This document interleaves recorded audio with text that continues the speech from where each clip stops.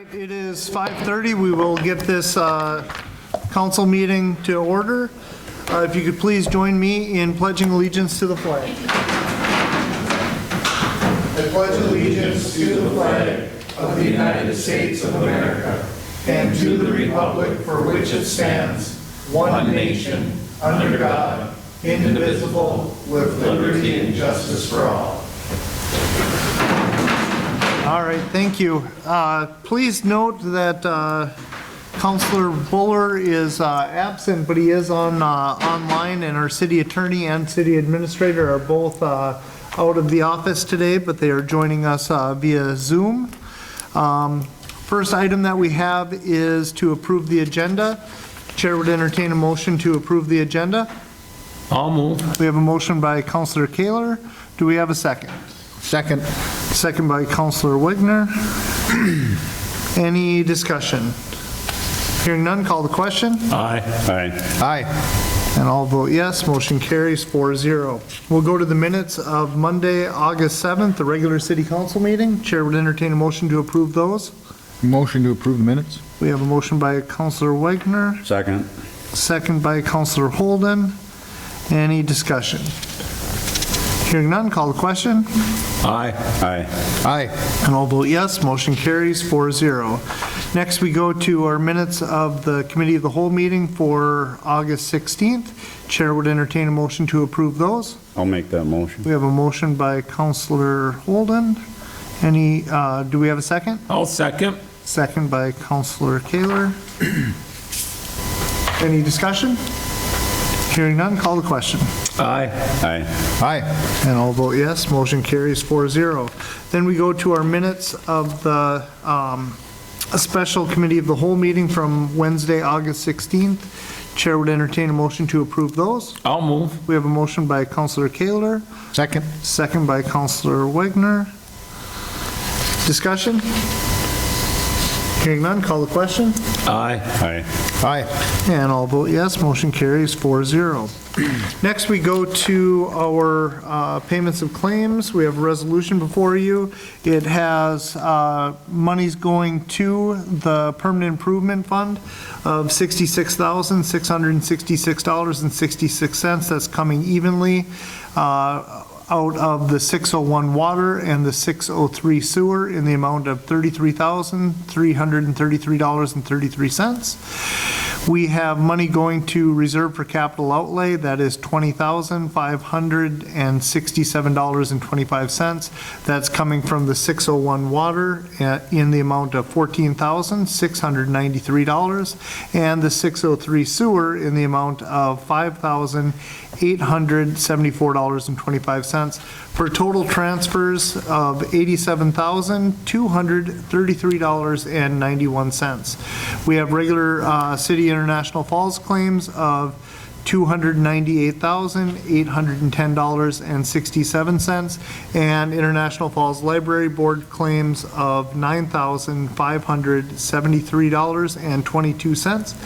for a total of accounts payable claims of $308,383.89. Chair would entertain a motion to adopt the resolution. I'll move. We have a motion by Councilor Wigner. Second. We have a second by Councilor Holden. Any discussion? Hearing none, call the question. Aye. Aye. Aye. And I'll vote yes, motion carries 4-0. Is there anyone in the audience or online that would like to bring anything to the attention of the council that is not on the agenda?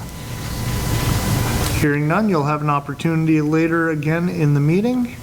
We'll go down to the consent agenda. This is to allow necessary expenses from the 601 water for the Deputy Administrator Riggs to attend the research conference for utility professionals in Orlando, Florida, November 5th through 8th, 2023. Remember, the consent agenda doesn't have any discussion. Chair would entertain a motion to approve. I'll move. We have a motion by Councilor Kaler. Do we have a second? Second. We have a second by Councilor Holden. There is no discussion. I'll call the question. Aye. Aye. Aye. I'll vote yes. Motion carries 4-0. We'll go to new business, the 2023 Homecoming Parade and Activities and CAPE update by Janessa Belaski, Student Council Advisor and CAPE Project Coordinator. Why do you show up too? Okay, so I am Janessa Belaski from ISD 361, and I am the Student Council Advisor, and I am also the CAPE Coordinator. I'm just here today to talk about our activities that we'll be doing for homecoming. On Monday, we will be kicking off homecoming week with a movie night in Smoky Bear Park for our students in 6th through 12th grade. On Wednesday, we will have our Pet Fest at the high school, and we will be doing volleyball and football events in the evening. And then Friday, we will have our homecoming parade. The parade will start at 2 p.m. on the downtown route, and we were hoping to have that blocked off for traffic during that time from probably 2 to 2:30 p.m. And then, of course, we have our football game Friday evening, and we have our homecoming dance on Saturday evening. Oh, that was a lot. Okay, I'll go into our CAPE update. So the last year, we've done a lot of different activities and we've gotten our youth involved. I'm just going to talk about a few things that we highlight throughout the year. The first thing that we do during the school year is we tag team with the homecoming events to sponsor community events such as the movie in the park. And these are drug-free events for our youth to do, ISD 361 kids.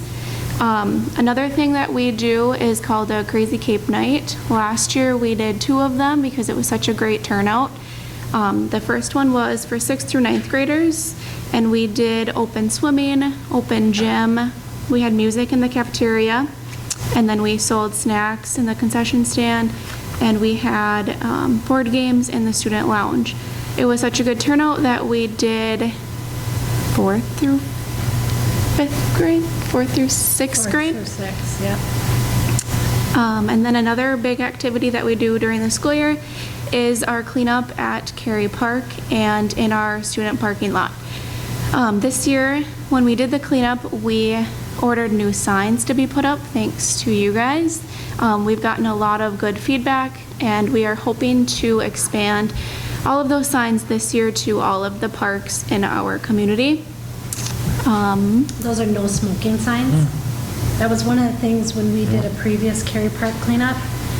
Kids found cigarette butts, and they said, there's no signs saying that they shouldn't smoke there. So the Public Works, we ordered them, the Public Works put them up, and we thank them for collaborating with us on that project. So I don't want to take this to a negative because I realize this is such a positive thing, but I had heard that those were vandalized relatively quickly. They were. And so we reordered some better ones that we have. And I believe we still have extra ones. Yeah. That we ordered a better quality one after that. Were they painted or broken? I don't know I what. believe they were broken, yeah. Okay, Yeah. okay. And it's fantastic. I just know that that had happened and call attention to that to the community that, you know. Our Cary Park cleanup, we start at our high school and we go over to Cary Park and we clean up, and then we have a picnic there with the kids. And every year, school starts in a couple of weeks, and we will have kids asking us, can we schedule this? When are we going to do this? We had people honking and waving at the kids that drove by. It's such a positive experience for them to get out and do something to give back to their community. Wonderful.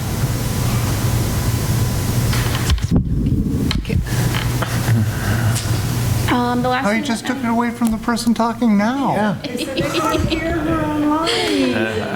The last thing I have is we are in year 2 currently, but at the end of September, we will be in year 3 of our grant, which is a 5-year grant, and we can expand it up to 10 years. So we hope to be doing that, or we will look for another prevention grant for our students.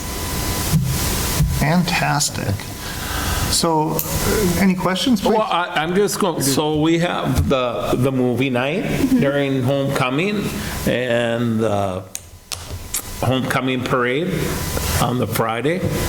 So they probably need assistance for those things, and that's it. So we would certainly sponsor the use of Smoky Bear Park, yes, for movie night. Perfect. What's the date? Yeah. Do we know? Yeah. September 18th to the 22nd. So the 18th? Homecoming. Yeah, Monday would be the 18th, The 18th, all right. and Friday would be the 22nd. I'm moving for these things, so I'm making a motion, by the way, for these. So use for Smoky Bear Park, and then you went exactly where I was going. And then, Chief, do you have any issues or being able to, for the parade? No, I've been in Mayor, if I may? We have a mix of those. Okay, fantastic. So I guess it would make sense to have a motion to allow those activities that were brought up, the closing of 3rd Street for the parade from 2 to 2:30, is that what you said? 2 to 2:30, and then the use of Smoky Bear Park for the movie in the park. Yes, I'll make that We motion. have a motion by Councillor Kaler. Do we have a second? Second. We have a second by Mike Holt. Any discussion? Hearing none, call the question. Aye. Aye. Aye. And I'll vote yes, motion carries 4-0. Any other questions or concerns? No, just, I've helped the ladies at the Elks the last couple of years, so I know they're out there involved and with the kids and doing a great job. Thank you. I have something. So we're in a neat spot right now. We're looking at different policies that we need to have in the community with marijuana and gummies and all of these things becoming legal in the state. Where would you like us to be going with that? Where would you like to be at the table with us as we have some of these discussions? Because it's, right now, we've just worked on a law which would make it so you can't smoke marijuana in public spaces. We're finding out that, it's very difficult to test for THC in gummies, and that's not something that we're going to be trying to come down on right away, but maybe an educational program that we could do. I would love to have input from CAPE as we kind of navigate these waters over the next couple of years as these laws come into effect from the state level and how to implement them at the local level. Absolutely, yeah. We spent a week in Texas this summer going over. I'm sorry. It was bad. 111. Yeah, it was bad. But the training was really good, and one of the things that was brought up, marijuana was talked about probably at 80% of every session we went to, from advertising down to what marijuana is now compared to what it was in the 70s, the 80s, the 90s. It's not the same product as what we had. It's a total different product than what it is. So I could speak at great length about it and about the dangers of it, but what it comes down to is, number one, gummies, and the advertising around that is geared towards getting kids to use that product. So that they can get a kid to use a product so they go into adulthood using that product. The same tactic as what Big Tobacco used. The other thing is that the amount, there's regulation around how much you can sell and what a serving size is, but who eats a fourth of a cookie, right? If you buy a marijuana cookie, and maybe the serving size is 1/4 of that cookie, who sits down and eats 1/4 of a chocolate chip cookie?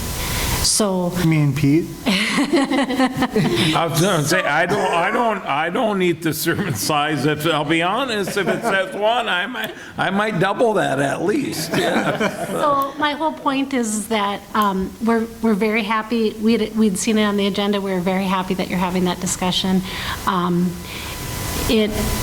public places. We want our kids out. We want them using it. We want our young adults out using our public spaces. And we're just very happy that you guys are having the conversation, that I think conversations still need to be had about it. And if any of you want to reach out to us, we can talk at length about the stuff that we have in our toolbox. And we do have education that we started. We've always done education, but we actually started younger last year. We started in fourth grade Yeah. with vaping, marijuana, and tobacco. Well, and one of the things that scares me the most about the gummies, the marijuana itself, the smoking of cannabis, that's obvious. I mean, everyone is going to be pretty knowledgeable on what that is. The gummies and everything else that falls under it, it ends up becoming very difficult for the police to enforce. It becomes very difficult nearly impossible to test. So now, if a kid has gummies in their pocket, it very well could be gummy bears that they got at the grocery store. But just having that educational piece to add to like what you guys have done with the cigarette sales and alcohol sales at the grocery stores and restaurants and everything.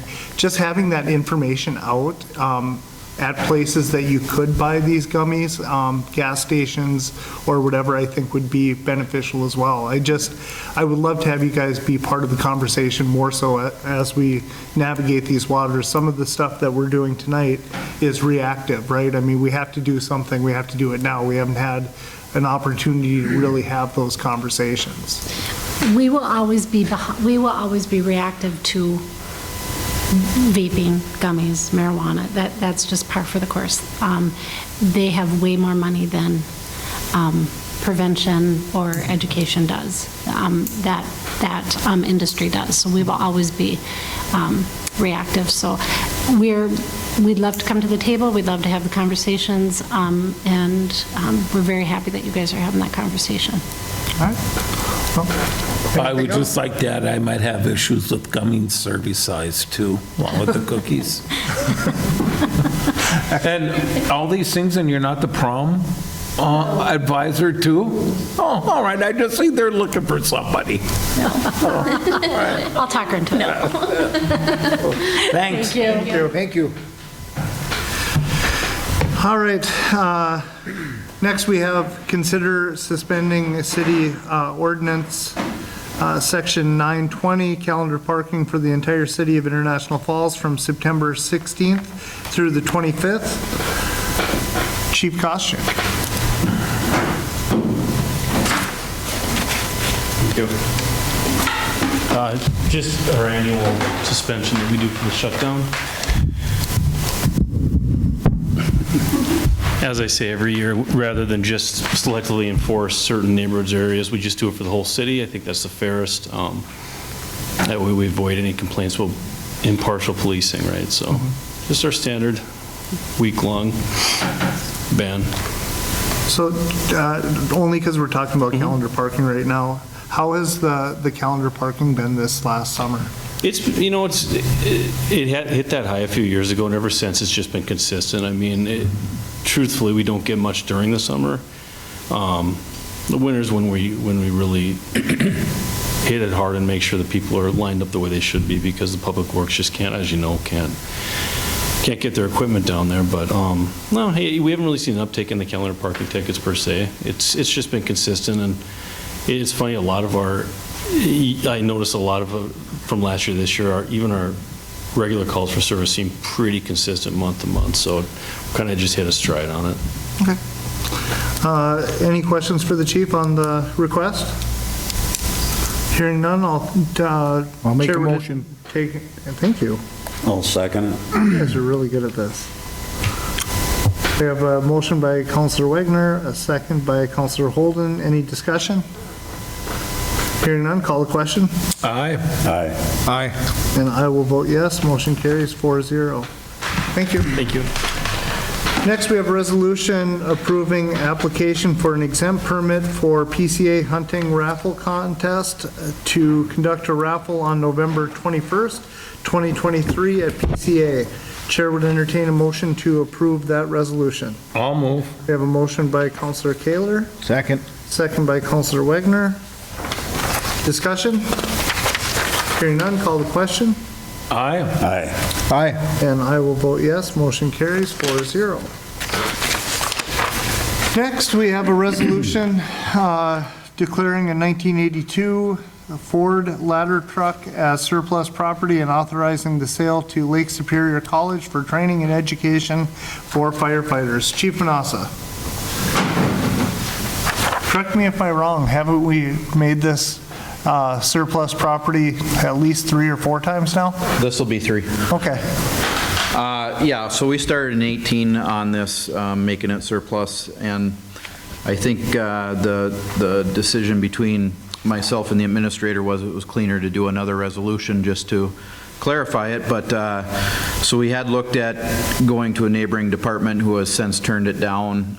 We did advertise it out in the open market, and we did find an outlet for it for good purpose, educational purpose, so that's what we'd like to achieve out of it.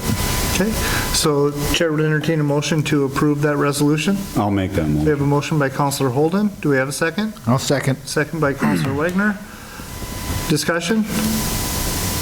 Hearing none, call the question. Aye. Aye. Aye. And I'll vote yes, motion carries 4-0. Now, the next seems to be pretty similar. This is a resolution declaring our turnout gear as surplus property and authorizing the sale to Lake Superior College. Chief, this one's new. This one is new, so when we were talking about the fire truck, we are storing some old sets of turnout gear in South Falls. When we had our mock OSHA inspection, I don't remember if that was 6 months ago or so, whenever it was, that was one of the things that got noticed. There was a fire department on the North Shore that got fined a lot of money for having outdated gear in their possession, so NFPA dictates you can't have gear over 10 years old. So even if it's not in the lockers or on the trucks, just the fact that you have it makes it accessible. So I've been trying to figure out how to get rid of it, how to properly get rid of it, and through the school purpose, they don't necessarily need it to be NFPA certified. They can use non-compliant gear for the educational purpose. So they know what it can and can't be used for on that light, and they would be happy to accept it. Along with that, there is about half of the gear that's over there was gear that was damaged in the Rainy Lake oil fire that is also non-compliant due to the contamination of oil and stuff. So basically, we've had a lot of sets of gear sitting over there that was non-compliant, and this is a good outlet for it.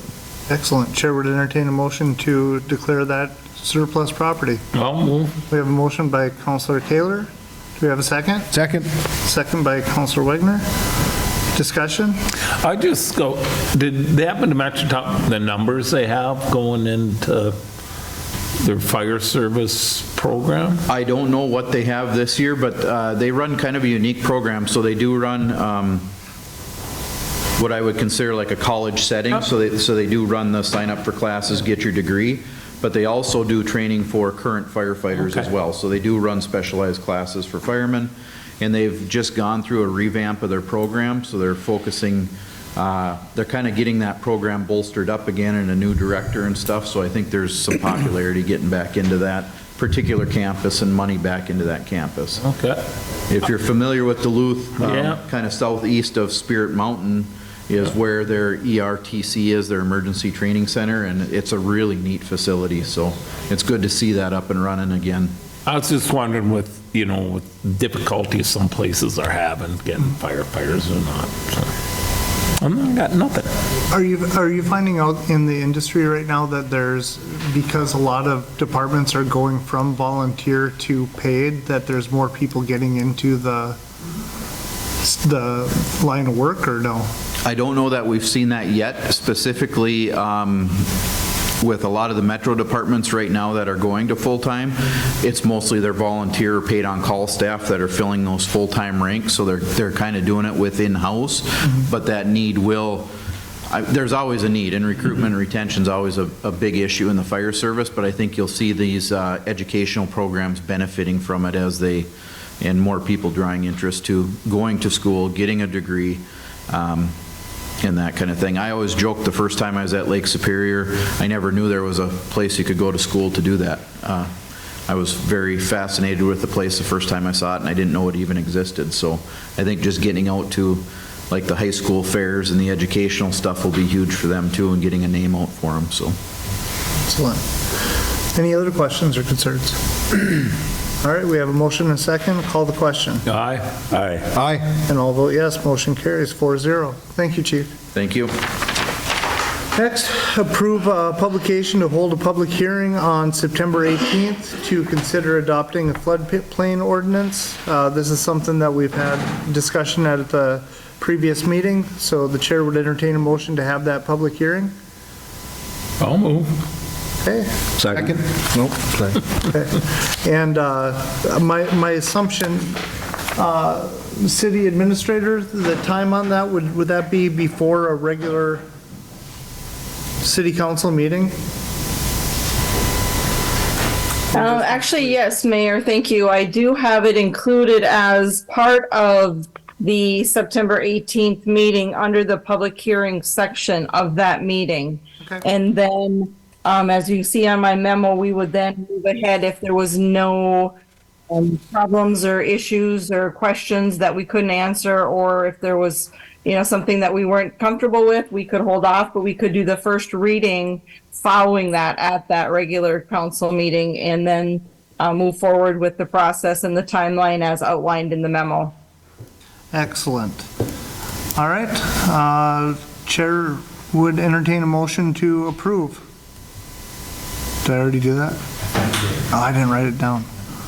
All right, so we have a motion and a second. Call the question.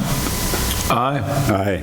Aye. And I'll vote yes, motion carries 4-0. Next, we have discussed land sale options, value on housing site H. City Administrator, did you want to take this one, or Kelly, are you going to take this? I can start, Mayor, if I may, and then if I ask that Kelly come forward to help with the discussion, that would be great. So we were approached by a resident, citizen of the community about this. This is a housing site H of our housing study that we had put together and had been marketing the properties online and offering these parcels, for sale for development within our community. As per the documentation you have with the memo, the ordinance and process in which we need to declare it surplus property and offer it for sale, part of that is determining an estimated value. I know I gave Kelly, and he may have put some together as well, a few of the adjacent properties, with their values, because the value that the county assessor's office currently has on this parcel, which is 3-some acres, is only $4,000.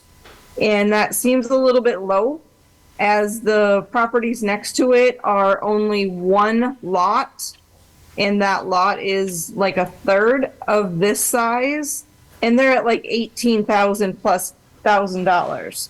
So that's kind of the question we need to visit with you guys today on, is discussing what is an estimated value by looking at parcels, right in line with it, and then moving forward with advertising the property, determining it surplus, and then advertising it for sale on sealed bids, if that's what you so choose to do. So just to be clear, we're not determining a value of the property, we're determining estimated value of the property, and it still goes to sealed bids. So in the event that we said it was $18,000 or $4,000, this is just what our value is, our guess on the price of the value, and it still comes into sealed bids on whatever comes in, correct? I mean, if we did $500 or $18,000, we would take the high bid, correct? That is correct. Okay, so just want to be clear that we aren't picking how much we would be selling the property for. That is correct. And then I will ask that Kelly talk about his conversation that he had with the assessor last week.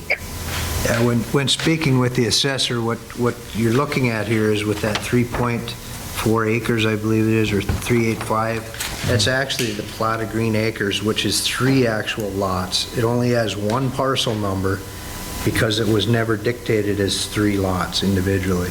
So his talk to me was, he was looking at the values of the properties next door, which were 1 lot for these 18,000. And he actually said that the square footage for the taxable value of that platting, which is Green Acres, is 30 cents a square foot. So the number of 4,000 is really, it's something that's never really been changed in there because it was publicly owned. It was just a number that was placed on that parcel. So you got to remember, more so than anything, that there's 3 lots there. It's not, it's 1 parcel because it was never split into the 3 lots as it's designed to be. So just to give you a little information on that.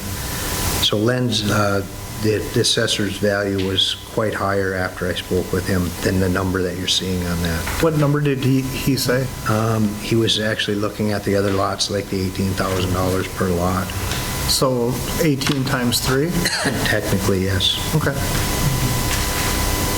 Thoughts of the council?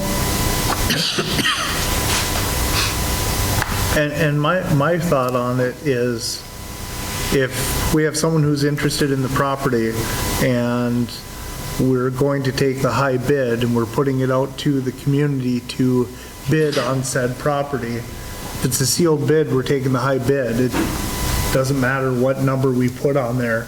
But I think to be accurate, we could easily say what the 18,000, such as the other ones, or use the 3 multiplier on it, but I don't care. Yeah, so these other ones are just the 1 lot, Kelly, that are at 18? They're at 18 Okay. for a single lot. And the one thing that you do, it's a little bit deceiving in that map when you see that housing site H. There's actually an undeveloped road there that we do have some utilities in, so there is not utilities going right to this site. So if you look on the interior of that blue box that's there, you'll see how that road lines up. That's actually a utility. It's just an undeveloped road there with some of the amenities are in it already. They are not made, they're not right to the site, put it that way. They'd have to hook up from the street, per se? Correct. Yeah. Well, and any way you slice this is, if we did do the 18, I mean, that would be $54,000 as value if we did what Len had suggested or said that it would be. 54,000, it's getting 0 in tax dollars right now. So if somebody was to, he's going to have it assessed when the person purchases it and it goes back onto the tax rolls. It's going to be assessed for roughly $54,000 for that property. Yes. So I think 54 would be a safe number to go with. And again, all we're doing is going sealed bids. It gets it back onto the tax roll, so it seems like that's a, yes. So, are you, it's not for you, what you're talking about, but are you talking now 3 lots, or are we talking 1 lot? Site How H are was you 3 selling lots. this thing? Site H is 1 lot. It was Okay. never split up. So it's actually, the surplus property would be for that entire block of 3 lots for your bid price. So the people that you're doing the surplus for, they could purchase it and they could choose to split it 3 times. Okay. But it Yeah. would be something we would do to give it a different parcel number. Question 2, it says for housing, what if somebody wants to buy it and just put up a garage or something? They'd have to follow the ordinances, which basically say that you have to leave room for that structure. And if you go deep into the ordinances, your primary structure should be built prior to your garage. So it's kind of, over the years, it's kind of went backward on that. They were allowed to build the garage, but leave the space for the house. But if you read our ordinance, the real deep part of it, you're supposed to build a house before you build the garage. And I mean, the housing thing, Yeah, right, I understand, yeah, but we'd be hard pressed at this time, because not too far away, there's a garage and no house that's been built there. The person that did ask about this is looking at building a home. That was the whole idea of it. I think you just have to follow our ordinances, I guess, if someone did buy it, to see how it was going to fit in there. okay. And in my opinion, the nice thing is it goes back on the tax. I agree. So, I mean, it's not just sitting there. Agreeable, but No, I agree. Okay, so I guess, does anyone have an issue? And if not, I would entertain a motion for $54,000. I'll make that motion. Okay, we have a motion by Counselor Holden for $54,000 as the value. Do we have a second? second. We have a second by Counselor Wagner. Any discussion? City Administrator, do you have any questions or concerns for the council on this? So are you going to declare the estimated value separately from the surplus property and authorizing us to do the sealed bid process? Yes, let's do that. So first, we have the value at $54,000. We will, any questions? I'll call the question, Aye. Aye. Aye. and I'll vote yes. Motion carries 4-0. Next, we will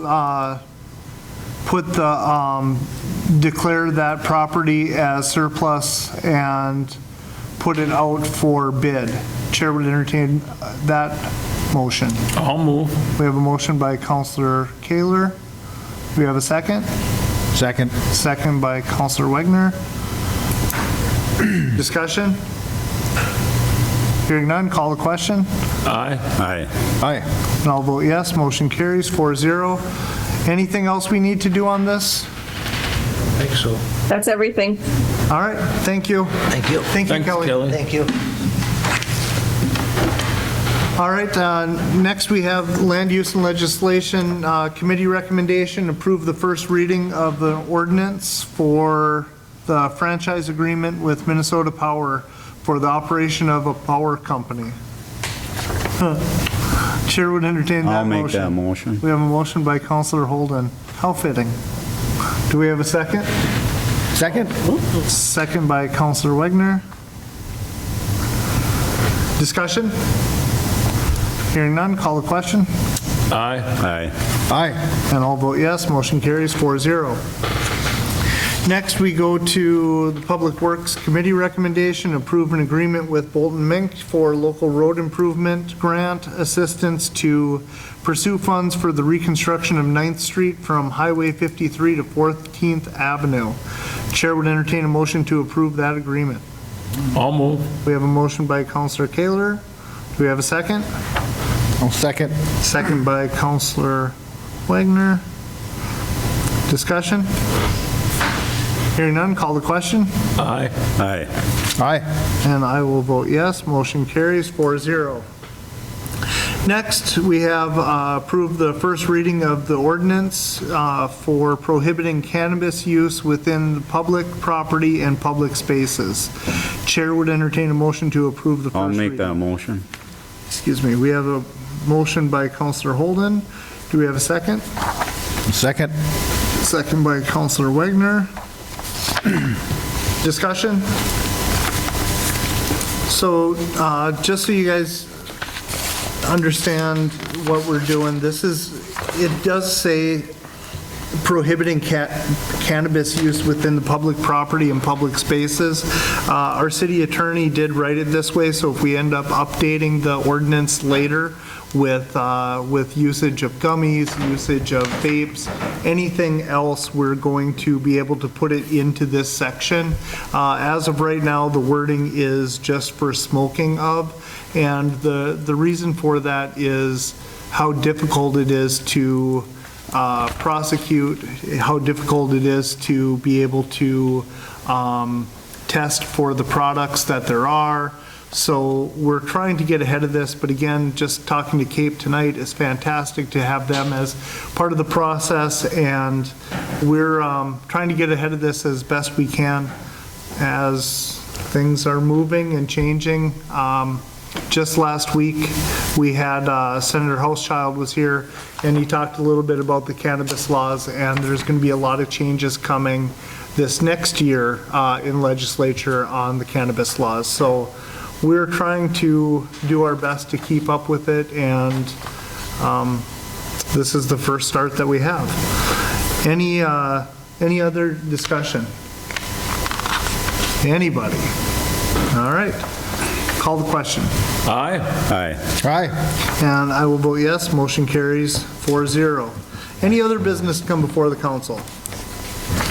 Business. Hearing none, we'll go to reports of boards, committees, department heads, city administrator. Thank you, Mayor and Council. I know I listened to the budget meetings today with the Director of Public Works, and yes, I am working with both of those entities on reviewing the contracts and looking into how the new contract is going to be with the city regarding the Cary Park and the other city-owned facility of the CVB's building that they are currently leasing. So we are, in talks with that in conversation. So just a quick update from your previous meeting. Okay. City attorney, do you have any questions or concerns for the city administrator? Hearing none, city attorney?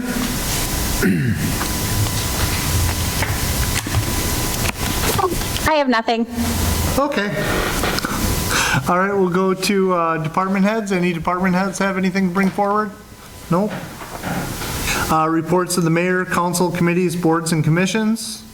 I just want to thank Ted and Mike and the rest of the public works crew for having the Elks all fixed up and ready to go, and to the community for showing up. It was one of the most successful turnouts I can remember for the Broughton Cord Feed. So, yeah, it was great. And thanks to everybody. And we are going to have an open house at the Rainier Community Building 4 to 6 on September 7th to jump off the One Watershed, One Plan discussion where public's going to be invited to give their thoughts and get an idea what's going on, and there'll be some other entities there to explain their part of it about. Excellent. What day is that? September 7th. Okay. And it is in discussion about the watershed, Rainy Lake to the dam and below the dam to Clemenson area, water quality. We've got to do it every 10 years or so. Excellent. I think that's it. Anybody else? I have 3 things. One, the city administrator just kind of talked about the conversations with rec hockey and with the other leases that we have. I would love to start having that conversation with rec hockey. We, a couple years back, when Bob Anderson was still alive and mayor, we had met with rec hockey and had some really good conversations, kind of what has led us down the path to the Cary Park project. One of the things is we had discussed a lot of the financial pieces of there, and we were updating and changing the rate structure.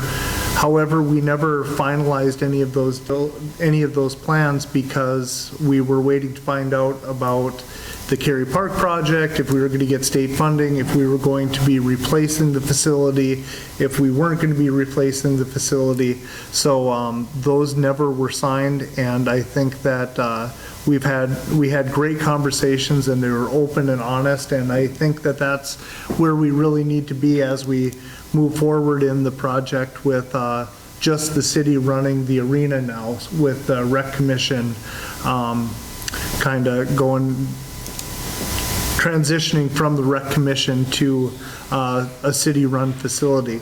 So I'm planning on working with the city administrator and having some of those conversations so we can get those to the council relatively soon. Last Wednesday, I had an opportunity to have a meet and greet with Senator Klobuchar. The day before the event, I was contacted by her office saying that she would be in town for about an hour and a half to be able to spend time with local officials. They gave me a pretty good rundown of who to invite, so I invited all those folks that were on the list. It was a really, really great night. She was able to discuss some federal issues. Everyone was able to give some input on different areas of our community. Paul Nevenin was there with KEDA, was able to discuss the EB5 program and some of the issues that may arise with our multimodal project with One Simis regarding some federal policies that are in there. Myself, the police or fire chief, was able to discuss our ambulance issues with our Medicare, Medicaid, and how we don't get funded very well for those. Thor Einerson represented the airport with some of the issues that they're having with the FAA. We had the Chamber of Commerce was there with a handful of our downtown businesses, able to have a discussion about workforce issues, housing issues, all of the things that end up making it challenging for rural areas to be able to be successful. And finally, we ended up having the police chief and our sheriff was there, and they talked about some of the issues that we have in retaining law enforcement. And we ended up having a really wonderful conversation about mental health, and it was a mental health discussion from burnout from ambulance crews, burnout from police, to mental health issues and getting the people in your community the mental health that they need, and not just having them in a jail to wait to be able to get the help they need. So we had a really good conversation. It was really nice to be a small group and be able to be heard, and it was supposed to be an hour and a half. It was closer to 2 hours. I think the senator thoroughly enjoyed our company, and I thoroughly enjoyed hers. So it was a wonderful group, and I really wish that we could do that more, but the opportunity does not come up often. But since it did, I'm very happy with the way it played out. And again, last week, Senator Hauschild was here and was just discussing a lot of our legislative issues, and we were able to discuss our ambulance issues with the PSA primary service area and the reasons that we're in the financial deficit that we are with the ambulance. So all in all, it's been a pretty wild couple of weeks, but being able to get our narrative out to the people that can actually help us has been wonderful. I am having a follow-up with Senator Klobuchar's office regarding the Medicare, Medicaid. So there's some more information that they've asked for to be able to help us potentially. That's all I have from a mayor's report. Anybody in the audience have anything to bring forward? Hearing none. We have correspondence from the Housing and Redevelopment Authority meeting on July 10th. We have the International Falls Public Library meeting from August 9th. We will be closed on Labor Day. There is a picnic, I hear. Are they having a picnic this year? Yeah. We got a big picnic coming, and I think it's the 14th year that we've done it. Yeah? Yeah, Labor Day picnic coming up, and it's usually big, and it's a good time, so. So we'll have a discussion about that on our next city council meeting, which will be on Tuesday, September 5th at 5:30. This meeting is adjourned. We have a special EDA meeting immediately following.